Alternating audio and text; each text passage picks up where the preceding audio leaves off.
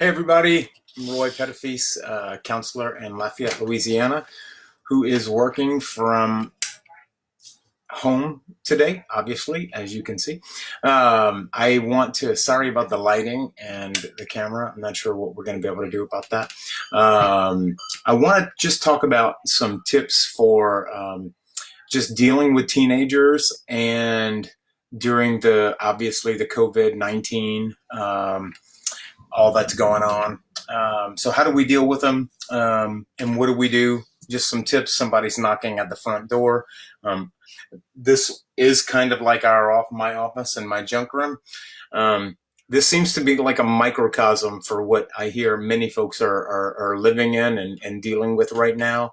My wife already worked from home, and here I am now coming home and doing client sessions, doing mental health sessions. And so it's all a little bit crazy, and that's okay. Hopefully that camera will focus again. Yeah, it's all a little bit crazy, and that's okay. So just a few tips real quick without making it long and adding to already a lot of verbiage and clutter online. But some things that I think are really essential, and some things that we have already begun doing with our boys that I would just want to offer to you because I think that they're psychologically, spiritually, and physically beneficial. Number one would be, and you can see this all over online, is that they need a routine. Routine is psychologically an amazingly wonderful thing. And adults need routine. Now, certain people and teens need routine. Now, certain people based on their temperament don't need as vigorous of a routine. Yeah, I know it's bright. Sorry, Jeff. Don't need as vigorous of a routine. I tend to thrive on a routine. Some people don't. But they need a routine. One of the key elements to that routine is having some sort of routine around sleep schedule. Now, for those, we're 4 weeks, and at least in Louisiana, every state's going to be dependent. My hunch is that we're all going to kind of be along the same lines here. My hunch is also that 4 weeks is just a start when it comes to managing the whole COVID situation. That I really think we're probably going to be. I think we're going to go 8 weeks. When the CDC comes out and says we should be 8 weeks without groups of 50, I would start wrapping your mind around having your teenagers home for 8 weeks. So we've almost, in some sense, got to reinvent life. In school, as much of a pain in the ass as it is for kids, provides them with a routine. Now, kids, especially kids who are anxious, perfectionistic teens, these especially, let me make sure that all my plugins are working back there. These young people especially are going to need us to be able to set up a routine for them. Look, they're not going to like it. Now, look, one or a couple of days here and there, a day or two, like just to get everything set up. Schools are still trying to figure out how they're going to continue learning, if they're going to continue learning. And I think a lot of that's going to depend upon the grade level. But routine is important in terms of setting up a sleep schedule. Even though mine slept in till 10 o'clock and noon today, I would strongly, I will tell you that tomorrow will most likely be the end of that. And we're going to get back to maybe not quite as rigid, because I do think, I don't think the school schedule is actually in the best interest of teens because of their circadian rhythms. Teens would be much better off if school started around 9. So I think we'll probably fall into something along those lines, but there's not going to be an all night, Call of Duty fest. That there needs to be a realistic bedtime. There needs to be a realistic, consistent wake up time. Even though they don't like it, even though it's a pain in the butt, that is extremely important. Most folks underestimate how powerfully our circadian rhythms affect our mental health. And so it's not about getting enough sleep. It's about when that sleep comes and what kind of sleep actually happens. Now, I'm no sleep expert, but I can tell you that when you're in a routine of sleep, you tend to just do better psychologically. Secondly, and I'm really bullish on this one for my own, exercise, especially these student athletes whose seasons and practices and everything has just gotten squashed right? And the time being, a lot of these young people have managed their anxiety, their stress. It's been a coping system for them, whether it was conscious or unconscious. And so now they're home, and the temptation when we're home is we tend to fall into doing what we do in that environment, right? That's just kind of, and I hate working from home. I will just be honest, because for me, home is about relaxing. I will go on the weekends if I've got to work or go right. I will drive 20 minutes to my office in Lafayette, and I will get that done. So our environment tends to send signals to us and tell us, hey, this is what you do when you're here. We're going to have to recalibrate those signals and come up with some different neural associations for home. Peck, you don't sleep at all. Gorillas don't sleep. Come up with some different neural associations for that. So for exercise, it's really going to be important that teens exercise and get out and move, even if it's just a walk, certainly not through a crowded, place or whatever. Use common sense, obviously, but move your body, even if it's just a walk, even if it's just getting on the floor and doing some crunches, doing some burpees, doing body weight exercises, push-ups, pull-ups. Cardiovascular exercise is really, really wonderful for regulating some of the neurotransmitters in the brain that affect mood. And so going for a brisk walk, having a bicycle, inside bike, or a trainer inside, going for a bike ride, all of those things are awesome. The next one would be combined with exercise. When possible, do that exercise outdoors, and preferably do it in the sun. It's a wonderful time of year. That spring is kind of coming online. The sun is actually shining here today to begin replenishing our vitamin D stores that get depleted over the winter, and so to start replenishing those. Vitamin D is an essential vitamin that helps us be able to regulate mood.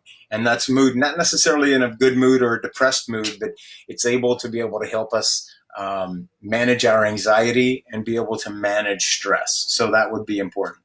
Next would be stay on top of schoolwork, right? So for those of you whose teens have had maybe a more fully developed prefrontal cortex than normal, who have been able to manage, right, a lot of executive functioning that school taxes on them, especially high school students, they've done really well in a very structured, routinized environment. It is impeccably naive to think that those same students now who will be working from home will be able to transfer that same level of functioning from the school environment to their home environment. And so when that doesn't happen, it's not, oh, well, I guess, they're just slacking. No, they're really going to need help. And that means that's going to be an inconvenience to you as a parent. And that means we're going to have to actively help them while we're still trying to get our own stuff together. We're going to have to move in and help them be able to establish not only the routines, but a workflow schedule. How do you do this? I know things are going to be changing, and a lot of teens are actually doing a lot of work online as it is already. But they're going to need help. They're going to need help sitting down and focusing, which brings me to the next piece. Because our bodies send signals to our brain and affect our functioning, it would be important, mentally entered an early summer model. Yeah, they have, Jeremy. That's a great point. It's going to be important for them to carve out some space in the house. And for some people, that's going to be easy.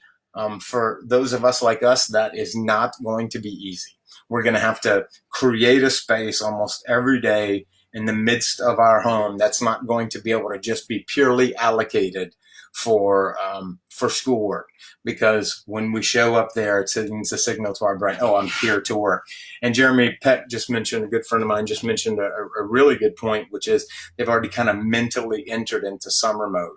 And so we're going to have to combat that. That's not a one-day conversation or a one-time conversation. For the next 2 to 3 weeks, we're going to have to be reminded, because this is going to go on probably for 8 weeks, folks. And if it doesn't, so much the better. We'll get them back into a structured environment of school. But mentally, I would begin wrapping your mind around the fact that this is going to go on for at least 8 weeks. And so over the next 3 weeks, we are going to have to help them adjust to life in a different way. This is something we don't talk enough about in terms of mental health, but nutrition is incredibly important. We know that processed foods and sugar, especially refined sugar, right, causes an inflammatory response in the body. And that's not just for big bald guys who are 46 and over, right? That, or 44 and over in Jeremy's case. It causes an inflammatory response in the body, and the brain is part of the body. This is so important. So diet and nutrition over the break, because we're entered into an early summer mode. It's like, oh, well, we're just not going to eat right. We're just going to do whatever the heck we want. And diet and nutrition is going to be really, really important. Some of you are like, oh, well, we do that all the time. Good for you. Awesome. Well done.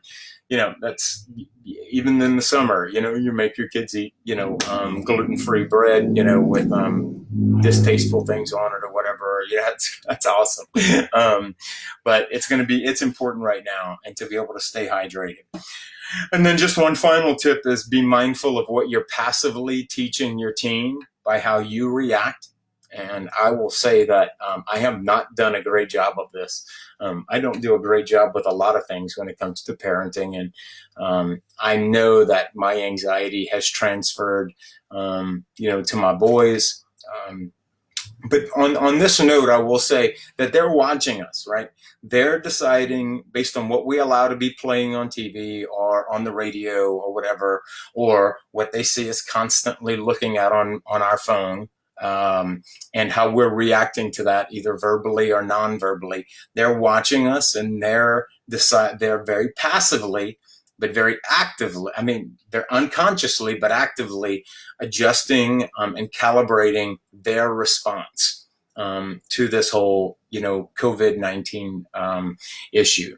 And so we're modeling for them how to handle it. Now, I think it's especially important with teens that we avoid the extremes, which is obviously all out panic, which is never helpful. Even in a situation that you would think that absolutely, like in front of a rattlesnake, panicking does not help. It just doesn't help, right? You're gonna freak out. You need to be calm, because when you're calm, the options open up. Nor is putting your head in the sand like an ostrich and pretending that nothing's wrong. So there's a difference between anxiety and phobia. Phobia is an irrational fear of something that it's way out of proportion to the thing. In fact, most folks, many, many, many people wouldn't even have the slightest concern about something like, say, so I have a severe phobia of wasps. Meaning that my body reacts, my brain reacts, like that little thing can kill me. And I've never been allergic, but I convinced myself that I was for years. It's caused me to injure myself in more embarrassing ways than I would like to admit, this being one of them. But that's a phobia. Now, anxiety, right? Anxiety is normal and anxiety is healthy. And so it's normal, and I would say probably healthy, to have a little bit of anxiety right now when life is changing so much, and our routines, the way we expect life to be, our securities, our freedoms are being come. So to have a little bit of anxiety about that. Now, when that anxiety gets too high, obviously it affects our ability to function, and it gets disproportionate to the threat. And so we're just modeling that for young people. And so to have a little bit of anxiety, yeah, I'm stressed, I'm anxious. I don't really like necessarily working from home. I like my little wonderful environment that I've created over the last 13 years in my office, which is right next to my favorite health club. And life has changed. And so I'm a little anxious. I'm a little concerned. I'm 46 and I'm really healthy. But yeah, I'm a little bit concerned. Now, what do I communicate to my boys? Yeah, you don't need to be concerned. We need to be humble. Here's the other piece too, and I think this is really important. And Christians do this a lot. We do this a lot. We tell teens, especially when it comes to religious matters, oh, you've got to follow all of these laws, right? You've got to follow all of these moral codes while we're running stoplights or doing these other things. And now I know, because I see it out there happening. It's like, oh, don't have sex before marriage or whatever. And all these other things that we're asking of teens.